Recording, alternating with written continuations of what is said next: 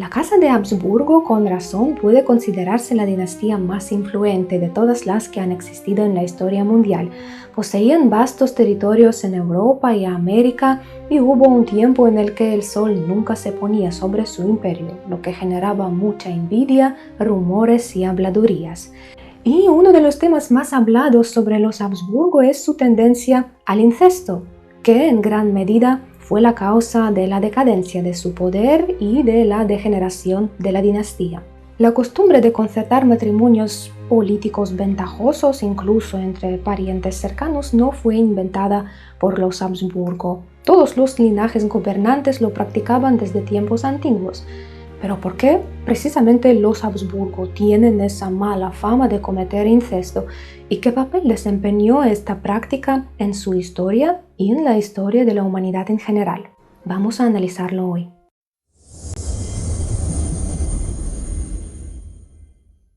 La vida es una cosa muy diversa. A menudo, para alcanzar la felicidad, el bienestar y el desarrollo, distintos pueblos en diferentes épocas utilizaban métodos completamente opuestos. Por ejemplo, la tradición del rapto de la novia existía entre los griegos, los eslavos, los mongoles, las tribus romanas y germánicas y los pueblos indígenas de los continentes americanos.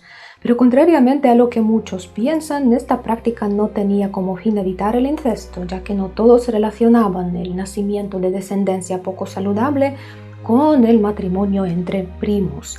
Más bien respondía a la necesidad de crear alianzas ventajosas con sus vecinos. Al mismo tiempo, en un contexto en el que la distancia entre los asentamientos podía medirse en días y semanas de viaje, las personas no tenían muchas opciones para encontrar parejas matrimoniales y solían casarse con quienes estaban dentro de su comunidad. Por esta razón, un profesor de antropología de la Universidad de Rutgers en sus investigaciones concluye que el 80% de todos los matrimonios en el pasado fueron incestuosos. Y la alta mortalidad infantil causada por enfermedades infecciosas, malnutrición y las malas condiciones de vida se veía aún más agravada en aquellas sociedades donde el incesto era común. La gente no veía conexión entre tales uniones y los problemas de salud, ya que los niños morían con frecuencia de todos modos. En lugares de mayor aislamiento, los estudios antropológicos muestran indicios de serios defectos genéticos, lo cual podría indicar la prevalencia de matrimonios entre parientes. Se realizaban incluso para mantener la propiedad dentro de una misma familia, especialmente en sociedades agrarias que necesitaban alianzas sólidas para intercambiar recursos sin garantizar supervivencia. Pero el incesto también era característico de las antiguas élites gobernantes. El antiguo Egipto consideraba el incesto no solo como una norma, sino como algo lógico y natural, porque si el faraón es un dios en la tierra, no debe mezclar su sangre con la de simples mortales. Muchos han oído hablar de la reina egipcia Nefertiti, pero pocos recuerdan quién fue su esposo. Es muy probable que estuviera casada con su hermano Akenatón. Y de este matrimonio nació quien sería el poseedor del sarcófago más bello de la historia, Tutankamón. Sin embargo, Tutankamón no fue tanto un hombre como una enciclopedia de enfermedades hereditarias. No podía caminar sin un bastón, tenía necrosis en los huesos de ambos pies y pies ambos, y para girar la cabeza tenía que mover todo el torso.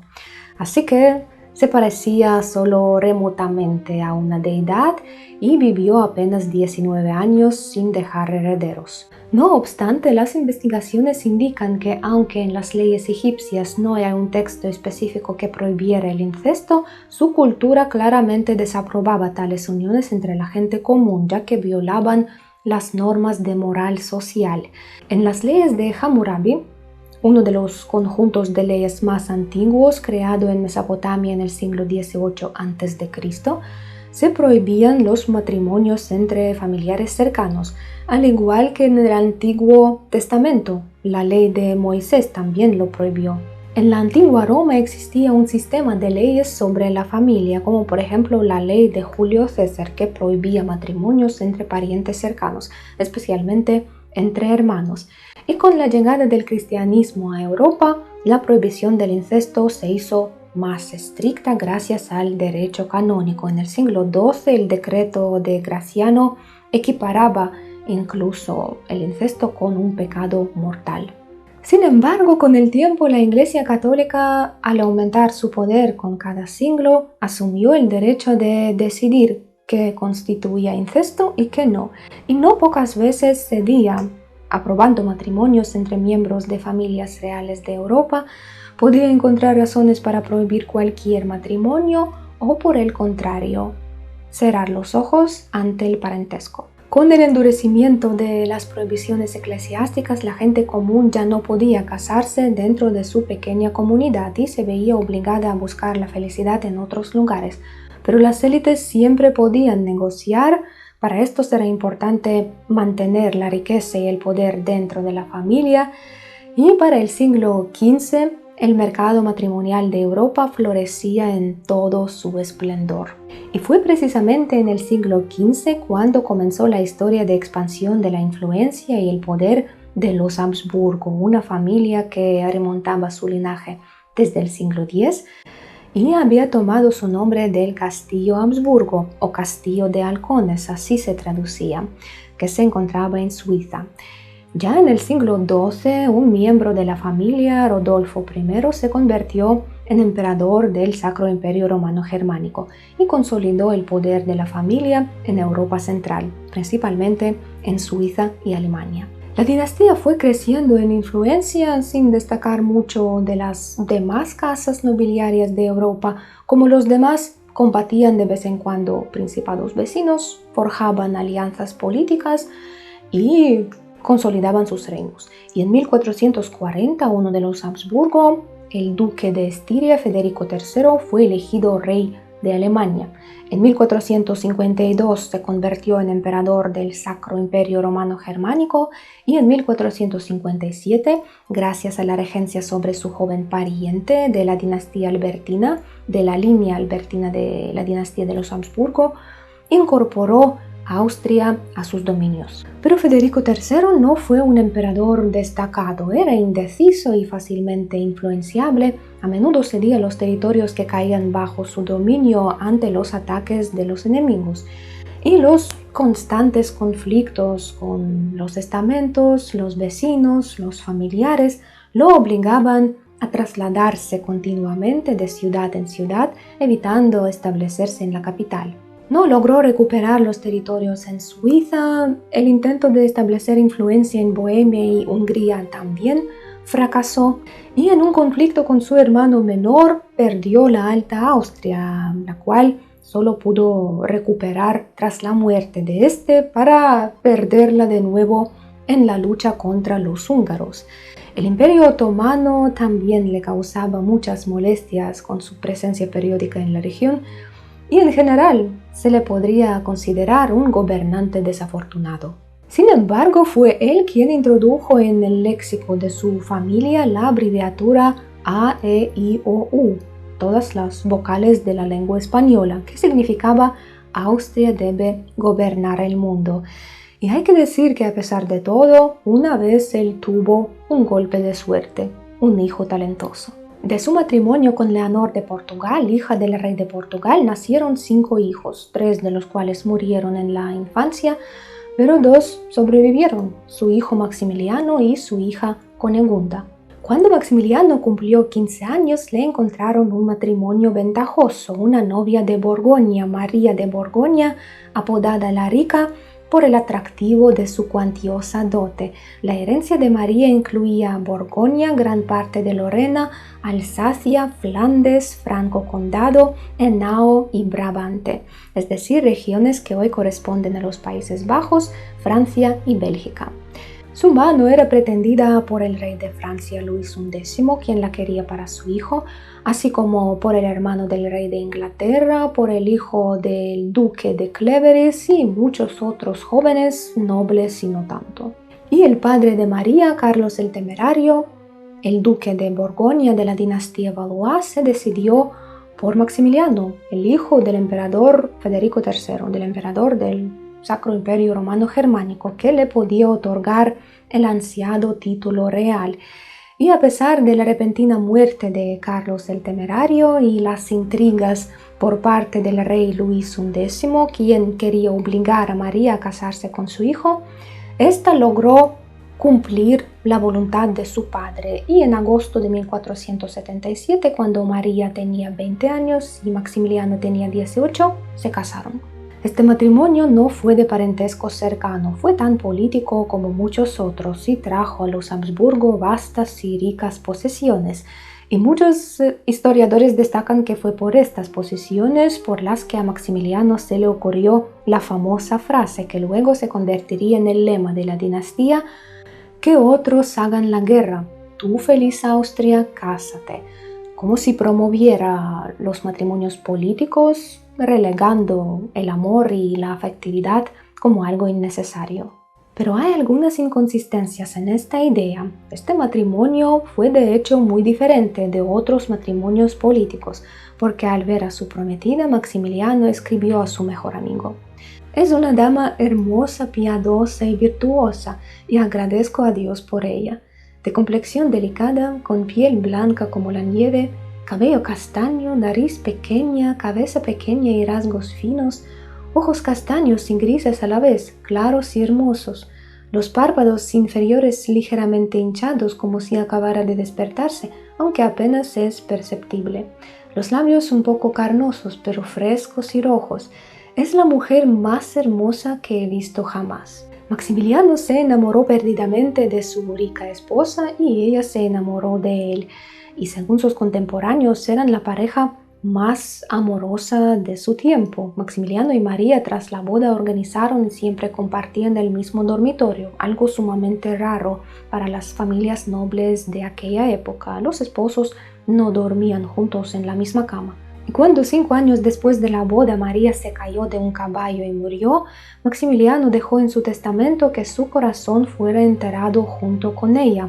La lloró durante muchos años, encargó retratos de ella, acuñó monedas y medallas con su imagen y la convirtió en la heroína de sus 2 novelas. La segunda inconsistencia es que, aunque el matrimonio de Maximiliano y María les otorgó a los Habsburgo vastos y ricos territorios, no pudieron disfrutar de este regalo del destino por mucho tiempo, porque tras la muerte de su esposa, Maximiliano se enfrentó a décadas de lucha para mantener el derecho a estas tierras. María dejó sus dominios en herencia a su hijo Felipe, el mismo Felipe, apodado el Hermoso, quien más tarde se convertiría en el esposo de Juana la Loca, hija de los reyes católicos.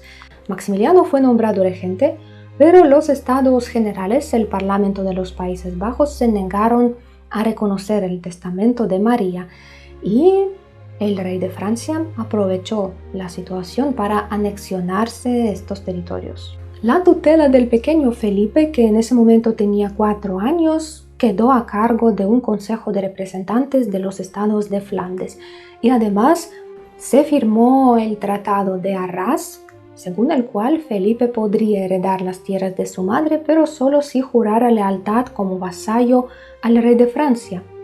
Y la hija de Maximiliano, Margarita, fue prometida en matrimonio al delfín francés y fue llevada a Francia para ser criada ahí. En ese momento ella tenía solo 2 años. Maximiliano, incapaz de oponerse a la decisión de los Estados Generales, expresó que se sentía como San Eustaquio, a quien un lobo le arrebató al hijo y un león a la hija.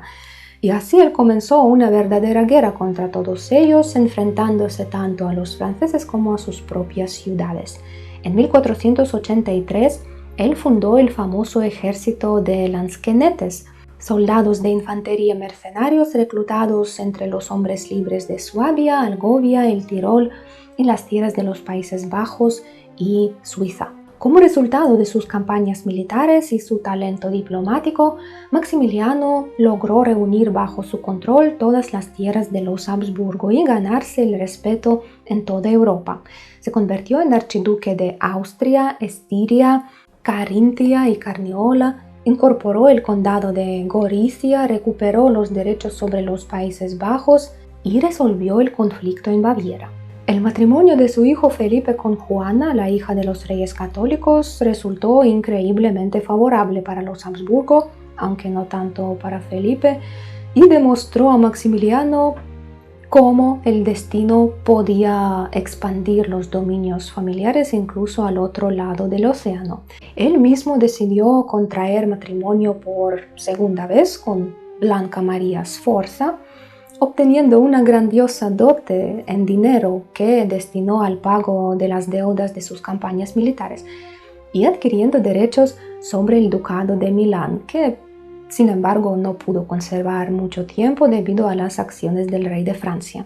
En 1515, en Viena, Maximiliano organizó una reunión con el rey de Polonia y el rey de Hungría y Bohemia, vecinos con los que no podía llegar a una vida pacífica. Se alcanzó un acuerdo matrimonial entre los nietos de Maximiliano y los hijos de estos reyes, y como resultado, en 1526, los Habsburgo incorporaron a Hungría y Bohemia a sus dominios, poniendo fin a los conflictos con estos estados. Además de resolver cuestiones territoriales, Maximiliano I llevó a cabo una serie de reformas administrativas que fortalecieron el poder estatal en Austria y permitieron crear un sistema burocrático eficaz en el futuro. A diferencia de su padre, el indeciso y desafortunado Federico III, Maximiliano I desde joven mostró ser un activo estadista. Se destacó en el ámbito militar y político y aunque no siempre pudo retener los territorios conquistados, mantuvo su prestigio entre los monarcas de Europa y logró que su nieto, el rey de España Carlos I, alcanzara el trono imperial. ¿Por qué he relatado en detalle la historia de Maximiliano I? Porque se considera que fue él quien inició la tradición de los matrimonios dinásticos con el objetivo de evitar la pérdida de los territorios conquistados y fortalecer el poder de la dinastía. Y para mantener este poder dentro de la familia, según él, estos matrimonios debían realizarse entre miembros de los Habsburgo.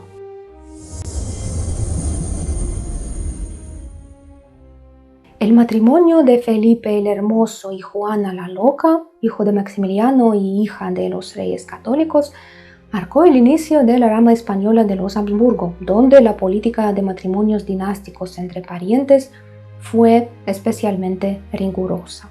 Su hijo Carlos I de España y V del Sacro Imperio Romano Germánico gobernó el territorio donde el sol nunca se ponía y se convirtió en un ferviente defensor de la tradición de matrimonios entre parientes más cercanos, incluso más que sus parientes austríacos. Él se casó con su prima Isabel de Portugal, quien también era nieta de los reyes católicos. La hermana de Carlos, Catalina, siguió este mismo camino y se casó con su primo Juan III de Portugal, quien también era hermano de Isabel. La hija de Carlos e Isabel, María, se casó con su primo Maximiliano II, quien era sobrino de Carlos e hijo de su hermano Fernando I, quien era hijo de Felipe y Juana. De este matrimonio nació Ana, quien a su vez se casó con Felipe II, hijo de Carlos e Isabel, es decir, se casó con su propio tío. Y cabe mencionar que este tío Felipe ya había estado casado, primero con una de sus primas, tanto por parte de padre como de madre, y luego con su tía segunda, la reina de Inglaterra, María Tudor. Ambas fallecieron sin dejar herederos y por eso fue su joven sobrina Ana quien dejó un heredero a la corona española, el futuro rey Felipe III. Supongo que ya estarán un poco confundidos, pero esto es solo un pequeño fragmento inicial del extenso árbol genealógico que muestra los estrechos lazos matrimoniales dentro de la familia de los Habsburgo. ¿Por qué fue la rama española la que enfatizó tanto los matrimonios entre parientes? Tras la unión de Aragón y Castilla, bajo el mando de los reyes católicos Fernando e Isabel, quien también eran parientes, eran primos segundos, los Habsburgo españoles consideraban que los matrimonios entre sus parientes reales eran más piadosos y correctos. Ayudaban a evitar las discordias internas en la familia y la fragmentación de sus dominios. Ellos creían que el apoyo a una línea católica pura de la dinastía fortalecería su derecho al trono y los presentaría como líderes espirituales, y los matrimonios con dinastías extranjeras podrían haber expuesto a España al riesgo de traición y manipulaciones. Y así, la dinastía más católica de todas, que durante siglos se consideró la defensora de la fe católica en Europa contra el protestantismo y otras herejías, violaba año tras año la ley que prohibía el incesto establecido por la Iglesia Católica siglos antes, lo que no pasó sin consecuencias. Debido a los frecuentes matrimonios entre parientes más cercanos, los Habsburgo españoles experimentaron problemas genéticos cada vez más graves, siendo el más visible la llamada mandíbula de los Habsburgo, así como varios problemas físicos y intelectuales, lo que afectó especialmente a los últimos miembros de la dinastía. Después de 150 años de la explotación activa de esta dañina tradición, en 1661 nació el rey español Carlos II, que sufría deficiencias físicas y mentales más serias. Los contemporáneos lo recordaban así: de baja estatura, de constitución frágil, no podía caminar erguido a menos que se sujetara de la pared o de alguien, su rostro no era atractivo y su cuerpo era tan débil como su mente. De vez en cuando mostraba signos de inteligencia, memoria y cierta vitalidad, pero generalmente era apático y parecía tonto. Se podía hacer lo que fuera con él porque no tenía voluntad propia. Además, la antigua característica de los Habsburgo, la prominente mandíbula inferior, dejó de ser un problema de belleza externa. Carlos II no podía comer bien porque sus mandíbulas simplemente no se cerraban. Estaba enfermo de todo lo que podría enfermar a una persona con su linaje: epilepsia, ablandamiento de huesos, impotencia, alucinaciones y desmayos. Y así se convirtió en el último miembro de la rama española de los Habsburgo, y su muerte condujo a la transición de la corona española a otra dinastía, Borbones. El intento de mantener el poder dentro de la familia resultó en un efecto contrario. El trono pasó a la dinastía francesa, un antiguo rival de los españoles. Carlos II sin duda es el ejemplo de consecuencias más negativo que uno podría imaginar, y tal vez si no fuera por su trágico y exagerado caso, nadie habría prestado tanta atención a estas uniones consanguíneas de los Habsburgo. Y sin embargo, hay que entender que estos matrimonios, en el caso específico de cada familia, traían muchos problemas y emociones negativas. Sí, antes la mortalidad infantil era alta, era algo común, pero eso no significa que fuera fácil aceptarlo, especialmente para las mujeres que llevaron al niño en su vientre durante 9 meses y a menudo morían en el parto en estos intentos constantes de dar a luz al niño. Y no solo a un niño, sino a un varón que pudiera ser heredero. Y no solo un heredero, sino un heredero que viviera hasta edad adulta para dar a luz al siguiente. A veces nos parece que antes la gente era diferente, que vivía todo de una forma más sencilla, como si los problemas les afectaran menos que a las personas actuales, más sensibles, los súmeres. Pero la esencia humana no cambia tanto. Seguimos odiando, amando, sufriendo, temiendo, solo cambia el fondo. Y por supuesto, para cualquier mujer no era nada fácil perder a sus hijos o verlos enfermos, lo que era muy común tanto en la familia de los Habsburgo como en muchas otras familias reales. En el episodio sobre Grigori Rasputin hablamos de cómo la familia imperial luchaba intensamente por la salud de su hijo Alexei, quien sufría de hemofilia.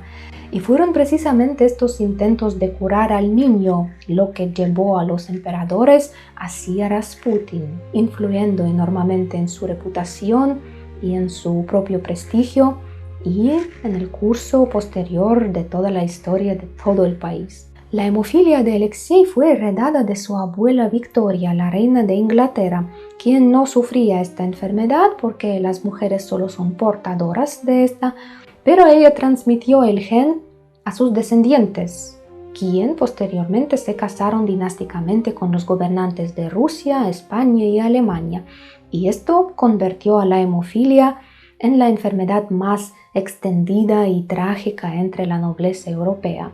Por cierto, Victoria también estaba casada con su primo, Alberto de Sajonia.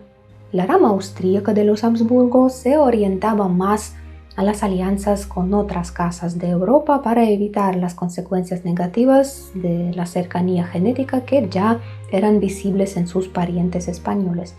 Y esta estrategia les permitió evitar muchas enfermedades hereditarias que finalmente se convirtieron en un grave problema para los Habsburgo españoles. Aunque se puede suponer que simplemente tuvieron más suerte con su conjunto de genes, porque los padres de una de las más destacadas gobernantes de los Habsburgo, María Teresa, también eran primos, al igual que los padres de Fernando I de Austria, quien a su vez se casó con su prima. Lo mismo se aplica a los padres de Fernando III, el abuelo de Carlos II, y de muchos gobernantes menos conocidos. Isabel de Baviera, sobre quien yo hice uno de los primeros episodios históricos en el canal y que vivía a finales del siglo XIX, también se casó con su primo, y se cree que el suicidio de su único hijo, Rodolfo, pudo estar relacionado con problemas psicológicos derivados de matrimonios consanguíneos. Los padres de la propia Isabel también eran parientes, aunque su madre Ludovica había tenido un amor profundo y mutuo con el futuro rey de Portugal, Miguel I, pero este matrimonio no había sido aprobado por su padre. De todos modos, 40 años después de la muerte del rey español Carlos II, los Habsburgo austríacos también enfrentan problemas de sucesión. En 1740, con la muerte del emperador Carlos VI, la rama austríaca de los Habsburgo se extingue. Él no dejó herederos varones y su única heredera fue su hija María Teresa. Para asegurar sus derechos al trono, Carlos VI había emitido la pragmática sanción que permitía la sucesión por línea femenina. María Teresa se casó con Francisco Esteban de Lorena y sus descendientes fundaron una nueva dinastía, los Habsburgo-Lorena, que gobernaron en Austria hasta 1918. Y a pesar de ser una rama diferente, se les continuaron conociendo como los Habsburgo austríacos, aunque de hecho ya era una nueva entidad legal. Y sin embargo existe la historia de otra familia influyente que también practicó matrimonios entre primos y otros parientes cercanos con el mismo objetivo, conservar y multiplicar la riqueza de la familia. Pero en su caso estas uniones no llevaron a la decadencia de la dinastía. Y aquí se trata de los Rothschild.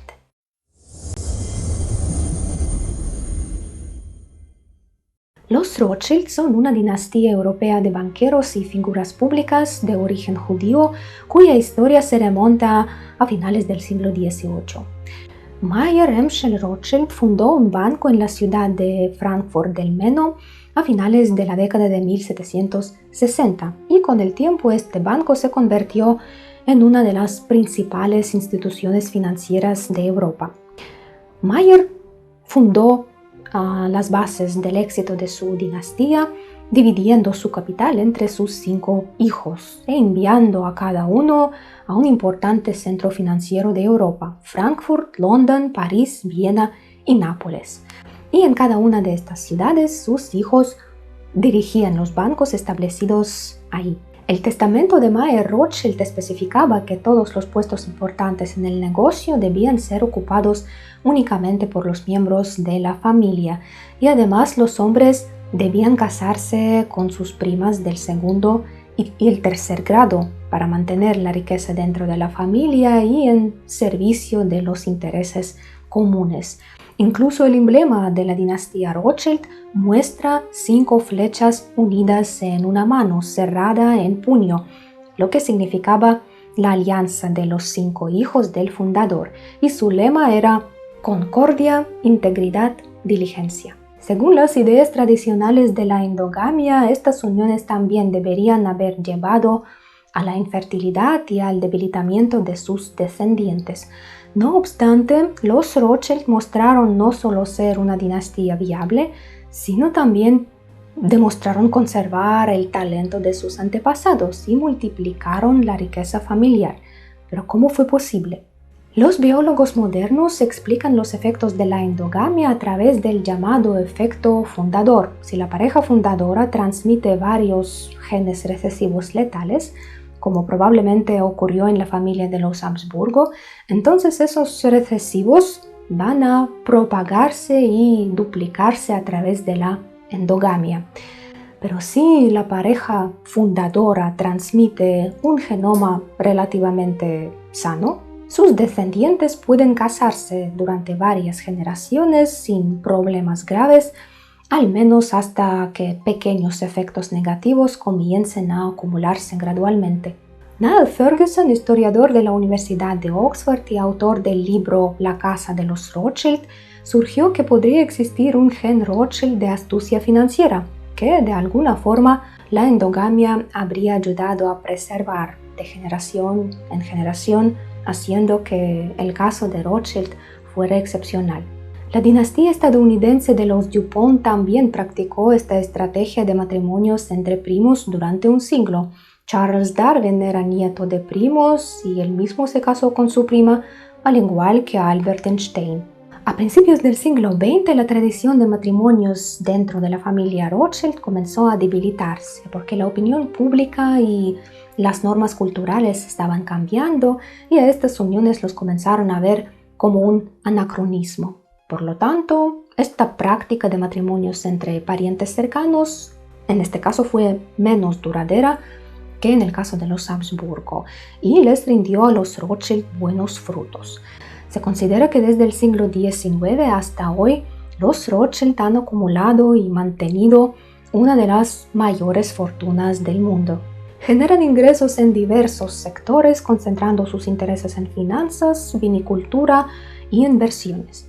Y a pesar de los cambios de épocas y de las realidades económicas, siguen manteniendo su influencia gracias a la diversificación de su negocio, a la gestión conservadora de activos y a un enfoque estratégico en sus inversiones. Pero al mismo tiempo, en países donde los matrimonios entre parientes cercanos son comunes por razones culturales, sociales o económicos, como por ejemplo en Oriente Medio, en el norte de África o en el sur de Asia, se observa un nivel muy alto de enfermedades genéticos. Estados ricos como Arabia Saudita han implementado programas de asesoramiento genético para las parejas que planean casarse y con el objetivo de reducir estos riesgos sin afectar sus valores y sus tradiciones. Pero no todos los países pueden ofrecer tales servicios a sus ciudadanos y no todos los ciudadanos pueden costearlos. Desde 2007, en la ciudad británica de Bradford se lleva a cabo un estudio sobre las consecuencias de la consanguinidad, porque en esta ciudad la mayoría de los miembros de una numerosa comunidad pakistaní se casaban con sus primos. Y en cierto momento los médicos locales comenzaron a notar ahí un aumento de la cantidad de niños con enfermedades genéticas.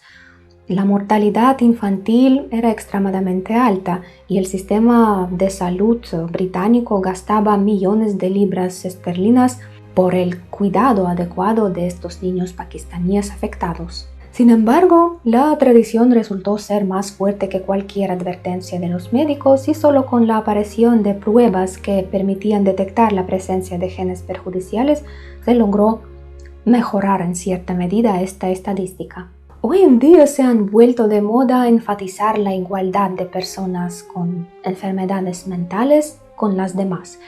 Y es maravilloso que la sociedad haya alcanzado este nivel de sabiduría y tolerancia, pero al mismo tiempo no debemos olvidar que las causas de algunas de estas enfermedades pueden ser nuestra responsabilidad. Si nos alejamos un poco de los casos de primos y sobrinos, incluso sin fuertes tradiciones culturales, el deseo de formar una familia con alguien parecido a nosotros es bastante común para cualquier ser vivo. Según el biólogo William Shields, cuando las aves jóvenes abandonan el nido, suelen alejarse solo unos 4 o 5 territorios más allá, pero no 50 y no 100, porque el apego al territorio natal también ayuda a mantener la salud de la población, ya que ciertos grupos de animales, peces y aves con el tiempo desarrollan cierta resistencia a determinadas infecciones. Las investigaciones muestran que las personas también tienden a elegir cónyuges parecidos a ellos mismos o a sus familiares, o a sus padres o a sus hermanos. Estas similitudes pueden ser físicas, psicológicas o sociales. Nuestro mundo humano es un poco más complejo que el de los animales, peces y aves. Para nosotros pueden ser importantes la cultura, el idioma, los cuentos y los dibujos animados que vimos en la infancia, los puntos de vista políticos o la visión de vida, y sí, en gran medida evitamos de una forma intuitiva vincular nuestro destino con alguien muy distinto a nosotros. Por ejemplo, si una mujer con una mandíbula pequeña y dientes pequeños se casa con un hombre con una mandíbula grande y dientes grandes, sus nietos pueden terminar en una situación bastante complicada y tener serios problemas de salud. Antes, una mala alineación de los dientes era una causa importante de mortalidad, ya que aumentaba la posibilidad del absceso en la boca. Y en este sentido, el matrimonio dentro de la misma aldea era una forma de evitar las desventajas potencialmente mortales. Con el avance de la tecnología, el transporte, la medicina, en especial la genética, así como con el aumento de la educación entre la gente, los matrimonios consanguíneos se han vuelto menos frecuentes y sin embargo siguen ocurriendo, especialmente entre personas que no tienen acceso a la información necesaria o que no reflexionan demasiado sobre las graves consecuencias para su descendencia. Y cuando observan enfermedades en sus hijos o nietos, las atribuyen a la mala suerte o a un destino cruel. El destino puede ser cruel, pero a menudo la causa está en los propios antepasados. Y en este sentido, nuestra elección personal, que eso por supuesto es nuestro derecho, nos impone una gran responsabilidad sobre el destino y el bienestar de nuestros hijos. En conclusión, me gustaría señalar una vez más que ninguna de las familias cuya riqueza provoca envidias y el deseo de difamarles han sido tan malvada y tan ansiosa por el poder y el dinero sin importar consecuencias. Al igual que el pueblo común, también estaban limitados en su conocimiento del mundo y simplemente no querían perder todo lo que habían logrado con tanto esfuerzo. También querían asegurar el bienestar de sus hijos para que su vida fuera más fácil. Maximiliano I Habsburgo, quien se considera responsable por la propagación de los matrimonios consanguíneos en su dinastía, al mismo tiempo sabía perfectamente lo que era el amor y no dudaba en ir al campo de batalla codo a codo con los soldados comunes. Tras la muerte de su esposa María, él no optó por una vida monástica y tuvo alrededor de 14 hijos de diferentes amantes, además de casarse nuevamente por dinero. Y sin embargo, a pesar de que tras su muerte su cuerpo fue enterrado en la ciudad de Wiener Neustadt por su conexión con la dinastía Habsburgo, su corazón, según su testamento, fue enterrado junto a su primera esposa, María de Borgoña.